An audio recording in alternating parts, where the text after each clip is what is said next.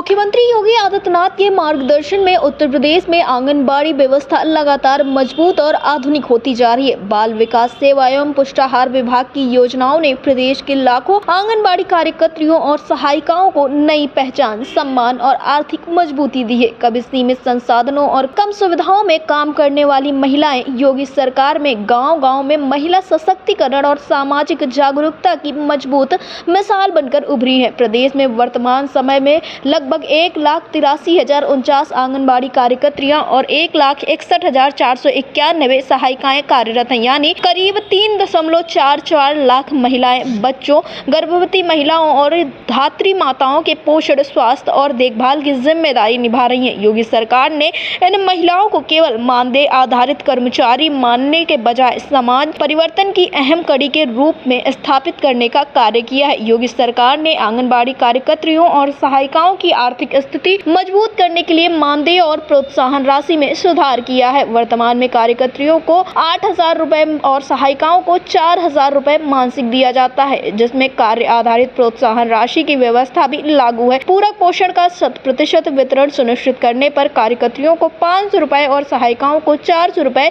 अतिरिक्त दिए जाते हैं। इसके अलावा पोषण ट्रैकर पर लाभार्थियों की पूरी फीडिंग करने पर कार्यकर्तियों को 1,000 रुपए और सहायिकाओं को 350 रुपए अतिरिक्त प्रोत्साहन राशि दी जा रही है। बाल विकास एवं पुष्टाहार तथा राज्य पोषण मिशन की निदेशक हर्षिता माथुर ने बताया कि योगी सरकार ने आंगनबाड़ी व्यवस्था को तकनीकी से जोड़कर आधुनिक स्वरूप दिया है। पोषण ट्रैकर प्रणाली लागू होने से लाभार्थियों का रिकॉर्ड ऑनलाइन हो रहा है और योजनाओं की निगरानी अधिक प्रभावी बनी है। निदेशक हर्षिता माथुर ने बताया कि फेस रिकॉग्निशन सिस्टम के जरिए 98.76% लाभार्थियों का पंजीकरण पूरा किया जा चुका है। इससे फर्जीवाड़े पर रोक लगी है और योजनाओं का लाभ वास्तविक पात्रों तक पहुंच रहा है। आंगनबाड़ी कार्यकर्तियों और सहायिकाओं की स्वास्थ्य सुरक्षा पर भी सरकार ने विशेष ध्यान दिया है। प्रदेश में लगभग 3,16,724 आयुष्मान कार्ड बनाए जा चुके हैं, जिससे उन्हें बेहतर चिकित्सा सुविधाओं का लाभ मिल रहा है। इससे लाखों महिलाओं को सामाजिक सुरक्षा का मजबूत आधार मिला है। इन सारी चीजों के बाद अब सवाल ये उठता है कि आखिरकार क्या ये धरातल पर चीजें लागू हुई हैं, क्योंकि धरातल पर आंगनबाड़ी कार्यकर्तियों से बातचीत करने पर तो कुछ और ही स्थितियां बयां होती है। उनके द्वारा साफ तौर पे ये बातें कही जाती हैं कि ये सारी चीजें सिर्फ और सिर्फ बयानों में ही होती है। धरातल पर ऐसा कुछ भी होता हुआ नजर नहीं आ रहा है। और आपको बता दें कि पिछले 1-2 दिनों से योगी सरकार काफी ज्यादा सशक्त हो गई है आंगनबाड़ी कार्यकर्तियों को लेकर, और काफी ज्यादा तस्वीर बदल चुकी है आंगनबाड़ी कार्यकर्तियों की। ये जो हेडलाइंस है काफी ज्यादा अखबारों में देखने को मिली,